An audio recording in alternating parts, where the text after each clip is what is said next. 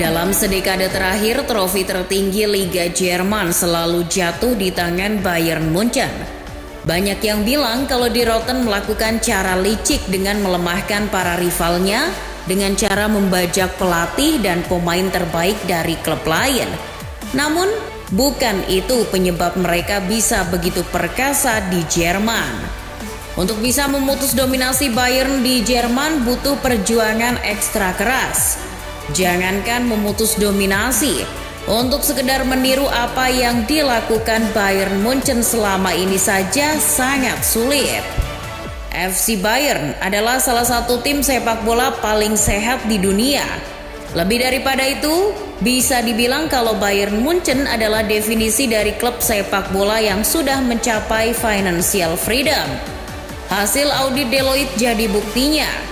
Dalam 2 edisi terakhir Deloitte Football Money League, Bayern Munchen bersama dengan Real Madrid adalah 2 klub yang menghasilkan pendapatan lebih dari 600 juta euro selama pandemi COVID-19, atau tepatnya pada musim 2019-2020 dan 2020-2021. Di musim 2019-2020, Bayern mencatat revenue sebesar 634,1 juta euro.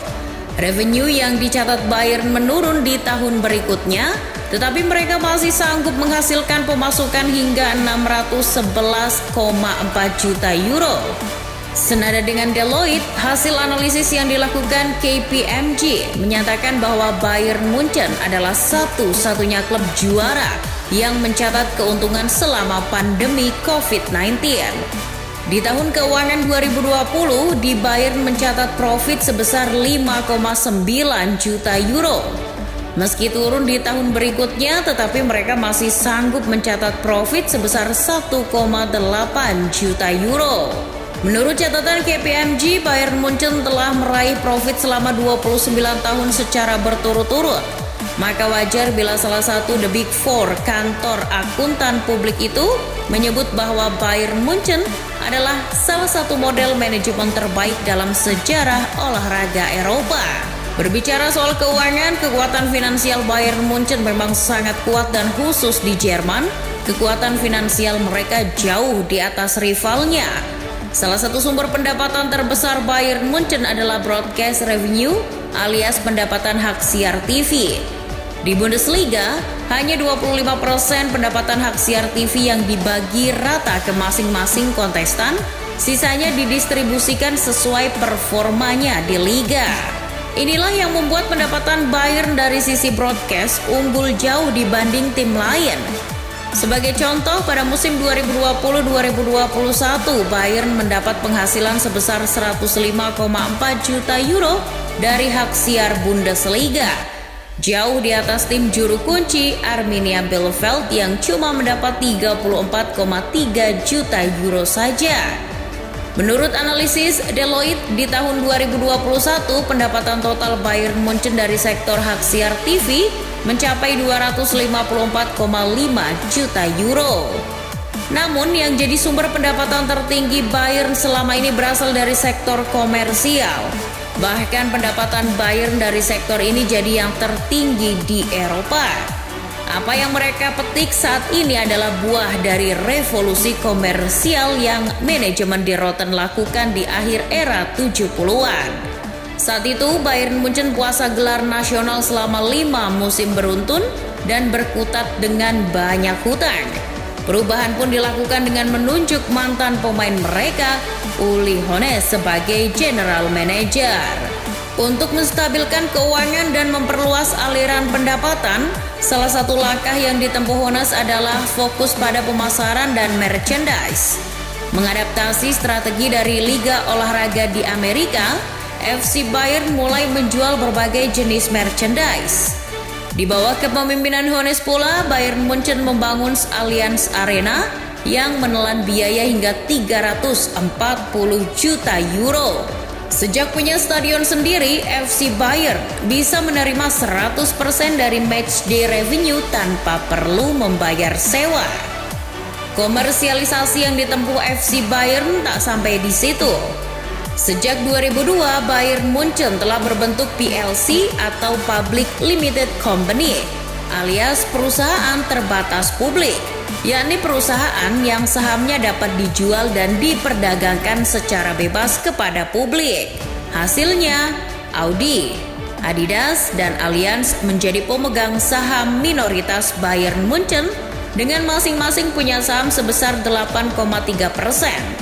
Sementara itu 75% sahamnya masih dimiliki langsung oleh Die Rotten, sehingga mereka tidak melanggar aturan 50+1 dan tetap mandiri dari investor eksternal. Sejak berbentuk PLC, keuntungan yang didapat Bayern Munchen makin berlipat sehingga mereka juga makin kaya. Buktinya, dari 2002 hingga 2017 saja pendapatan Bayern naik hingga 355%. Bayern Munchen juga melakukan ekspansi bisnisnya ke berbagai negara. Pada 2014 silam, mereka membuka kantor di New York City. Hasilnya, kini ada sekitar 32 juta fans Die Rotten di wilayah Amerika Utara. Mereka juga sukses menggait sponsor besar, salah satu yang masih bertahan adalah Procter & Gamble. Lalu pada 2015, Bayern Munchen resmi memiliki website dan memproduksi konten khusus berbahasa Mandarin. Die Rotten juga membuka official store di Tmall, sebuah platform e-commerce terbesar di Cina. Kemudian pada 2017, Die Rotten secara resmi membuka kantor di Shanghai dan secara bertahap membangun 3 akademi sepak bola di tahun-tahun berikutnya. Hasilnya, Bayern Munchen kini dikabarkan punya lebih dari 4,4 juta followers di Weibo.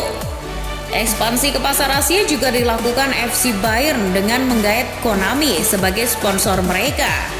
Kerjasama di antara keduanya mulai terjalin pada 2019, tepat setelah kontrak kerjasama dengan EA Sport habis.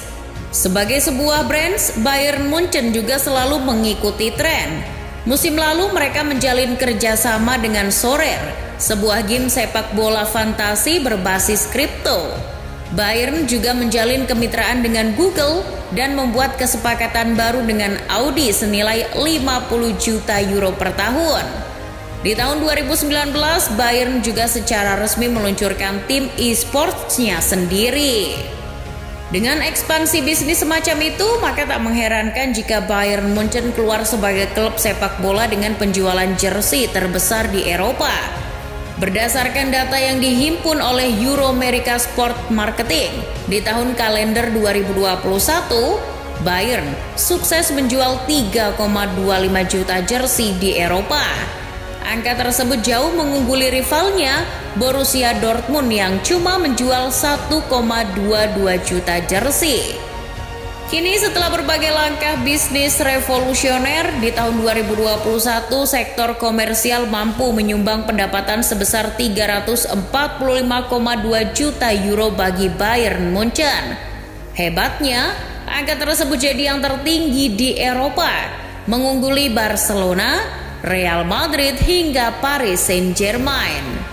Maka dari itulah, jika dibanding dengan klub Bundesliga lainnya, pendapatan Bayern Munchen dari berbagai sektor sulit ditandingi. Sebagai perbandingan, di periode yang sama pendapatan total dari rival terdekat mereka, Borussia Dortmund, hanya sebesar 337,6 juta euro. Angka tersebut bahkan lebih kecil dari pemasukan Bayern dari sektor komersial.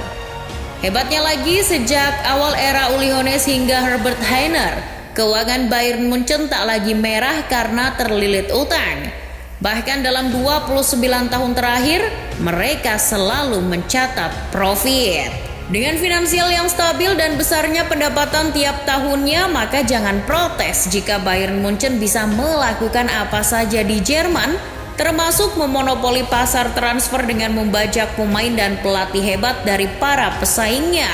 Namun jangan salah sangka dulu, Bayern Munchen bukanlah sekedar predator, sebab mereka juga selalu perhitungan dan tidak memboyong pemain yang bisa membebani keuangan dan merusak filosofi klub. Kita juga mesti mengakui kalau Bayern Munchen adalah klub bersejarah yang sudah lama menimba prestasi.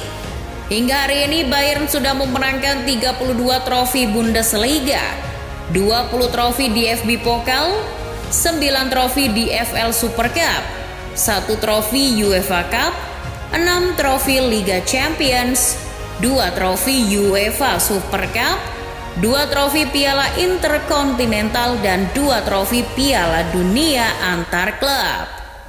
Selain itu, sudah banyak pula legenda Jerman yang lahir dan membela klub tersebut.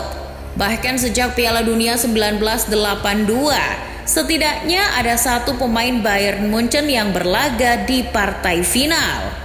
Faktor historis, keuangan yang sehat, jaminan gaji, hingga stabilitas prestasi menjadi daya pikat dari Bayern Munchen yang sulit untuk diabaikan.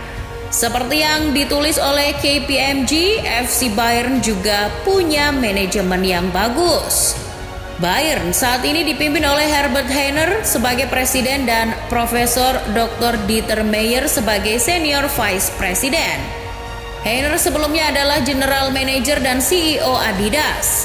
Sementara Dr. Meier adalah seorang notaris dan profesor kehormatan di Ludwig Maximilians University. Untuk urusan teknis, Bayern dipimpin oleh mantan kapten mereka Oliver Kahn sebagai CEO dan Hasan Brazo Salihamidzic sebagai sporting director. Die Roten memang gemar mempekerjakan mantan pelatih atau pemainnya untuk mengisi posisi vital di jajaran manajemen. Hasil dari kombinasi para ahli itulah yang kemudian membuat Bayern Munchen bisa mendapat pemain incaran yang sesuai dengan kebutuhan tim, bahkan dengan harga yang cukup terjangkau. Katanya Brazo dan jajaran scout FC Bayern Munchen menggunakan software khusus untuk membantu klub mengidentifikasi pemain incarannya. Maka dari itu mereka tak pusing ketika kehilangan Robert Lewandowski. Sebab sebagai gantinya, jelang musim 2022-2023 Bayern telah merekrut beberapa muka segar seperti Matthijs de Ligt, Ryan Gravenberch, hingga Sadio Mane. Bayern bisa makin memonopoli pasar transfer di Jerman. Pasalnya mereka baru saja sukses menggait Marcus Pilawa sebagai kepala pemandu bakat. Sebelumnya Pilawa adalah sosok vital di balik transfer Jude Bellingham, Erling Haaland, dan Jadon Sancho ke Borussia Dortmund. Menariknya, di sisi sebaliknya, Dortmund sukses menggait mantan kepala pemandu bakat Bayern, Loren Buzar. Bukan kali ini saja Bayern menggait sosok penting dari klub rival. Pada 2014 silam mereka membajak Profesor Dr. Holger Brois dari Bayer Leverkusen. Seorang profesor dan guru besar dari Medical School Hamburg itu kini menjabat sebagai direktur ilmiah dan kepala kebugaran tim. FC Bayern juga punya Soner Mansuroglu dalam jajaran pelatih kebugaran. Ia merupakan seorang ahli sport science. Dengan memiliki figur-figur expert di bidangnya, maka tak mengherankan bukan jika Bayern Munchen bisa hebat di segala bidang, baik di luar lapangan maupun di atas lapangan hijau. Prestasi dan financial freedom adalah buah dari itu semua. Bayern Munchen sepertinya harus jadi contoh bagi klub lain dalam mengelola sebuah klub sepak bola. Maka dari itulah daripada menyalahkan FC Bayern yang sangat dominan di negaranya, akan lebih baik bagi klub rival dan para pendukungnya untuk mencontoh formula sukses Die Roten. Namun ingat, untuk sekedar meniru Bayern Munchen itu sangatlah sulit.